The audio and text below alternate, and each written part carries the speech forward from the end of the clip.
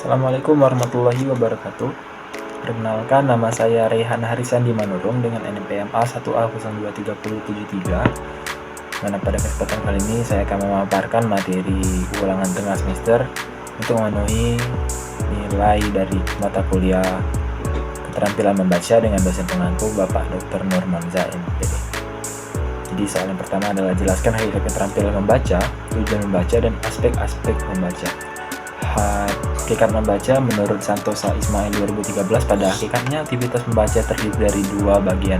Adapun bagian itu diantaranya adalah membaca sebagai proses dan membaca sebagai produk. Membaca sebagai proses mengacu pada aktivitas fisik dan mental, sedangkan membaca sebagai produk mengacu pada konsekuensi dari aktivitas yang dilakukan pada saat membaca. Secara umum, hakikat membaca mencakup proses aktif mengurai simbol-simbol tertulis untuk memahami dan meresapi makna yang terkandung di dalam teks. Ini melibatkan interaksi kompleks antara pembaca dan teks, di mana pemahaman konseptual, interpretasi, dan refleksi menjadi bagian integral dari proses membaca.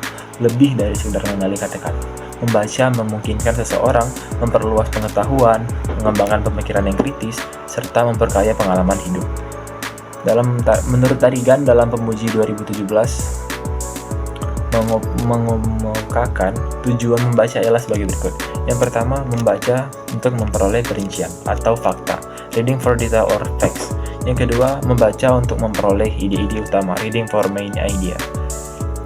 Yang ketiga, membaca untuk mengetahui susunan, organisasi cerita, reading for sequence or organization. Yang keempat, membaca untuk menyimpan, membaca inferensi, reading for inference. Yang kelima, membaca untuk mengkategorikan atau membaca untuk mengklasifikasikan, reading for classify. Yang keenam, membaca menilai, yaitu membaca evaluasi, reading to evaluate.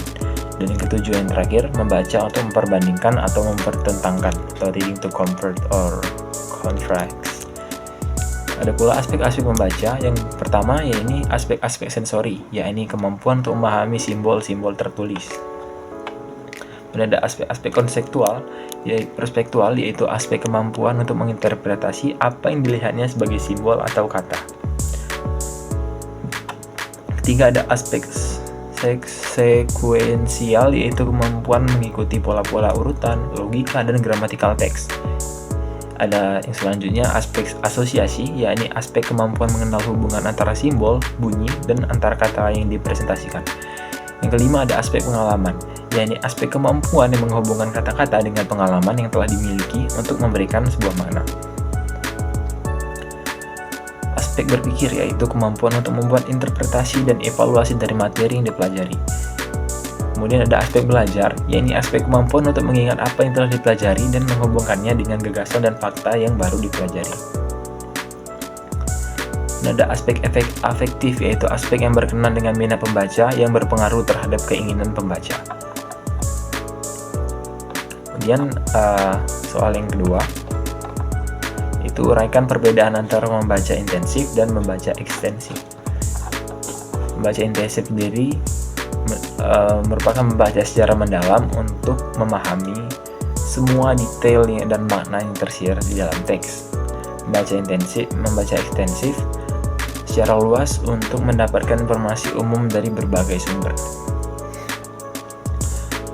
Membaca intensif sendiri memiliki cara membaca intensif sendiri, yaitu membaca teks dengan cermat dan teliti, mencatat poin-poin penting dan membuat ringkasan, menganalisis dan mengevaluasi informasi.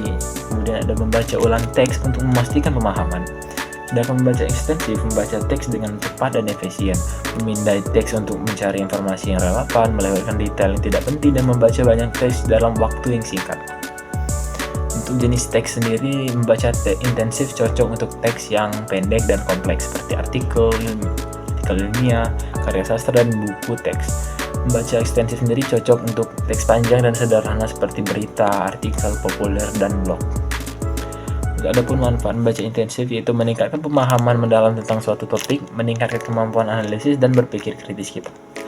Kemudian untuk membaca ekstensif memperluas pengetahuan umum, meningkatkan kosakata, dan meningkatkan kecepatan kita dalam membaca. Dan ada soal yang ketiga, yaitu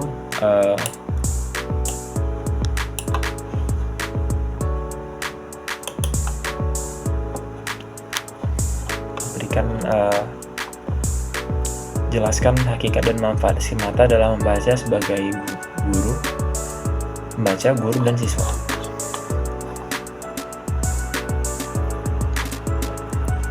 Skemata sendiri adalah struktur pengetahuan yang terorganisir dalam memori yang berisi informasi tentang suatu topik. Skemata dapat berupa pengetahuan tentang konsep, peristiwa, ataupun prosedur. Dalam konteks membaca, skemata membantu pembaca memahami dan menginterpretasi informasi baru dengan menghubungkannya dengan pengetahuan yang ada. Manfaat skemata dalam membaca. Skemata bermanfaat bagi pembaca, guru, dan siswa tentunya dalam berbagai hal. Bagi pembaca sendiri yaitu membantu memahami isi bacaan. Yang pertama, skemata membantu pembaca menghubungkan informasi baru dengan pengetahuan yang sudah ada, sehingga lebih mudah memahami isi suatu bacaan. Yang kedua, ada memprediksi informasi selanjutnya. Skemata membantu pembaca memprediksi apa yang terjadi selanjutnya dalam bacaan, sehingga meningkatkan fokus dan pemahaman.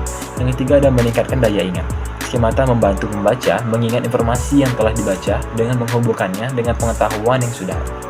Yang keempat, ada meningkatkan kemampuan inferensi. Skemata membantu pembaca membuat kesimpulan dan inferensi tentang informasi yang dibacanya. Bagi guru sendiri, pertama ada membantu memahami kesulitan siswa. Guru dapat menggunakan skemata untuk memahami kesulitan siswa dalam memahami bacaan. Yang kedua, ada mengembangkan strategi pembelajaran. Guru dapat menggunakan skemata untuk mengembangkan strategi pembelajaran yang cocok dan dapat membantu siswa dalam memahami bacaan.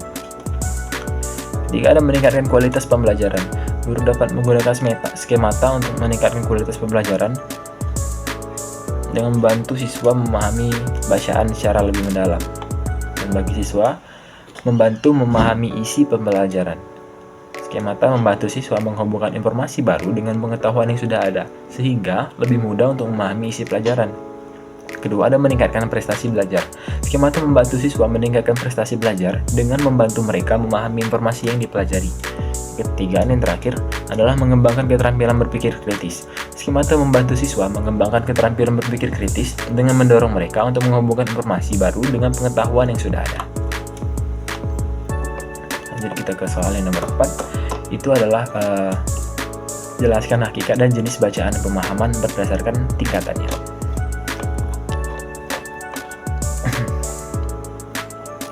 Membaca pemahaman bukanlah sekedar melafalkan tulisan, tetapi merupakan proses aktif untuk mengkonstruksikan makna dari teks yang dibaca. Proses ini melibatkan berbagai aspek. Pertama, membaca literal. Membaca literal berfokus pada pemahaman makna yang tersurat dalam teks. Hal ini mencakup mengidentifikasi informasi teks faktual, memahami ide-ide utama, mengikuti urutan peristiwa. Kedua, ada membaca inferensial, yaitu membaca melibatkan penarikan kesimpulan dan pemahaman makna yang tersirat dalam teks. Hal ini mencakup menganalisis hubungan antar ide, menginterpretasi makna simbolis, serta memprediksi isi selanjutnya. Ketiga, ada membaca kritis. Membaca kritis melibatkan evaluasi dan penilaian terhadap informasi yang disajikan dalam teks. Hal ini mencakup penilaian kredibilitas sumber, mengidentifikasi bias dan opini, menghubungkan informasi dengan pengetahuan yang dimiliki. Keempat, ada membaca kreatif. Membaca kreatif ini melibatkan interpretasi dengan mengembangkan ide-ide baru berdasarkan teks. Hal ini mencakup menghubungkan teks dengan pengalaman pribadi. Kemudian ada menciptakan interpretasi baru. Ketiga, ada menyusun karya kreatif yang terinspirasi dari teks. Terakhir, ada membaca interpretatif.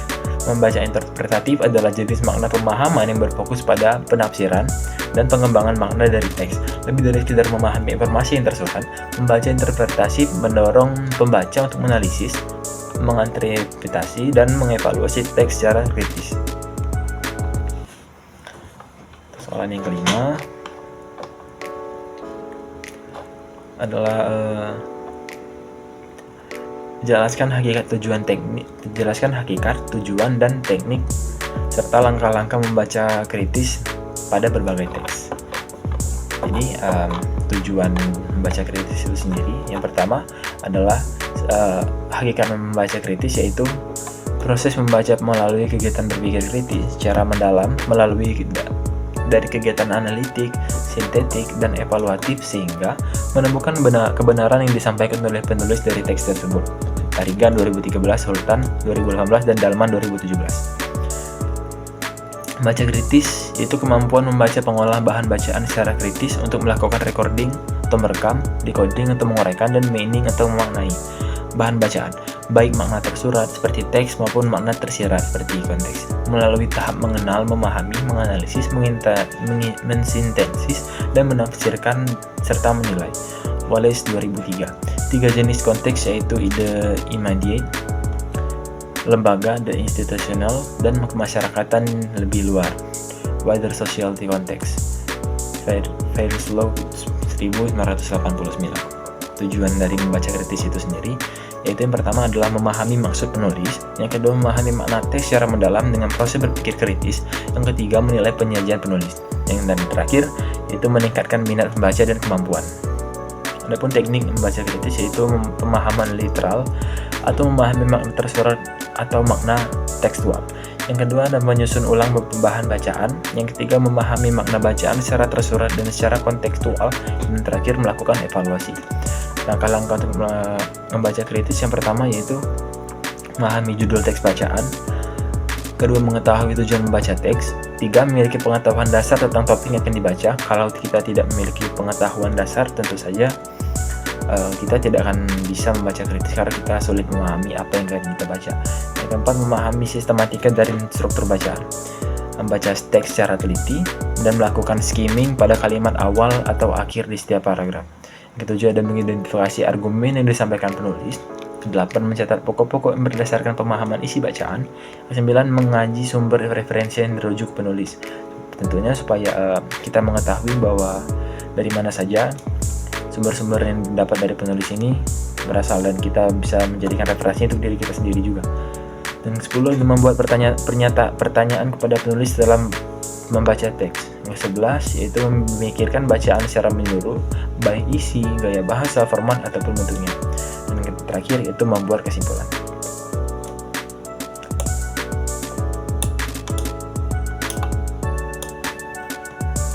Soal yang ke-6 yaitu uraikan perbedaan model membaca bottom up, top down, dan interaktif.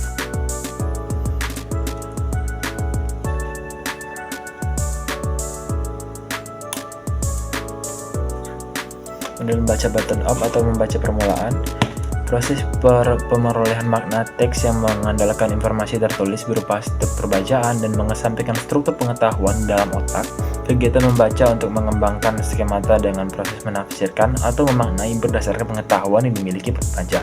Langkah-langkah model membaca bottom up sendiri itu pertama ada dimulai dengan melihat huruf-huruf. Dan yang kedua yaitu huruf-huruf kemudian diidentifikasikan dan diuraikan dan disuarakan. Yang ketiga adalah kenali kata-kata. Dan yang keempat, kata-kata yang dilakukan pengelompokan ke dalam kelas gramatikal dan struktur kalimat, paragraf, dan teks. Kelima, makna diterima dari kalimat, paragraf, dan teks. Dan yang keenam, makna dihubungkan dengan pemikiran. Kedua, model membaca top down atau model psikolinguistik. Kegiatan membaca untuk mengembangkan skemata dengan proses menafsirkan atau memaknai teks berdasarkan pengetahuan yang dimiliki oleh pembaca. Langkah-langkah model membaca top down sendiri itu pertama adalah mata langsung melihat pada teks. Yang kedua, berpikir dan menduga tentang makna yang sesuai dengan pengetahuan dan pengalaman yang ada. Ketiga, melihat kalimat sebagai contoh keseluruhan untuk menemukan makna. Keempat, proses mencari makna lebih jauh, membaca melihat pada kata-kata. Kelima, jika masih belum pasti, pembaca melihat lagi pada huruf-huruf. Kemudian keenam, lakukan pencarian makna pada pemikiran yang sudah diperoleh dengan dihubungkan dengan pengetahuan. Ketiga, yang terakhir, model membaca interaktif. Proses pengalihan tulisan menuju makna melibatkan penggunaan, baik pengetahuan awal maupun tulisan. Langkah-langkah model membaca interaktif yang pertama adalah membuat prediksi makna atau membaca simbol grafis. Yang kedua, membaca merumuskan hipotesis berdasarkan interaksi informasi dari aspek semantik maupun sintaktik. Dan yang ketiga, membuat hubungan antara teks dan teks, dan teks dengan dunia sebelum, selama, dan setelah membaca. 7. Kita akan lanjut ke soal yang selanjutnya. Jelaskan sintak atau langkah-langkah metode membaca dengan SQ3R.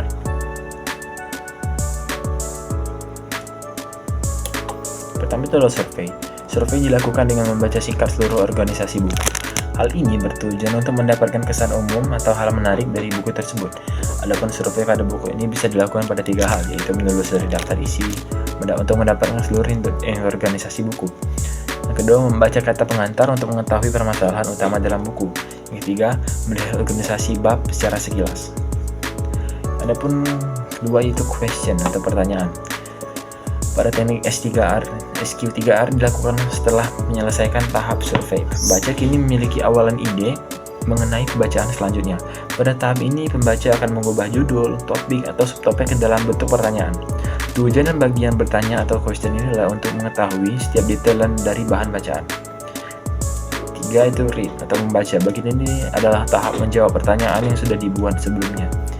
Jawaban biasanya merupakan ide utama dari setiap paragraf. Ada 5 tahap dalam membaca, yaitu cari jawaban dari pertanyaan di tahap sebelumnya.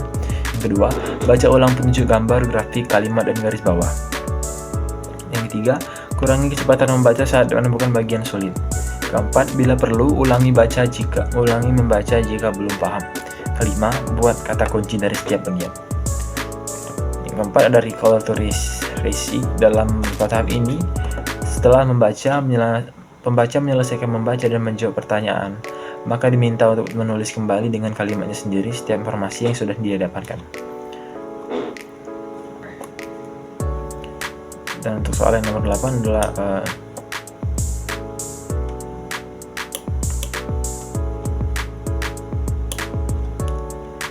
menurut Anda, mana yang lebih unggul menggunakan metode membaca SQ3R, DRTA, atau quantum reading dan mind map bagi seorang mahasiswa? Berikan alasan mengapa lebih unggul dibandingkan metode lainnya.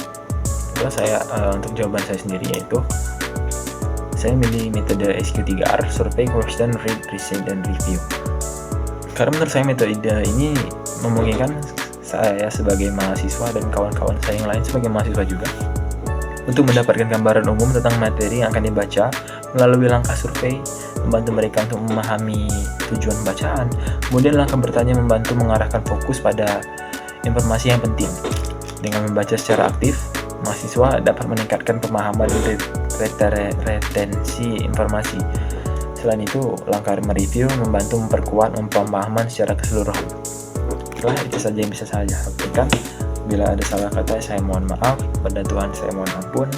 Terima kasih karena telah menonton video saya. Assalamualaikum warahmatullahi wabarakatuh.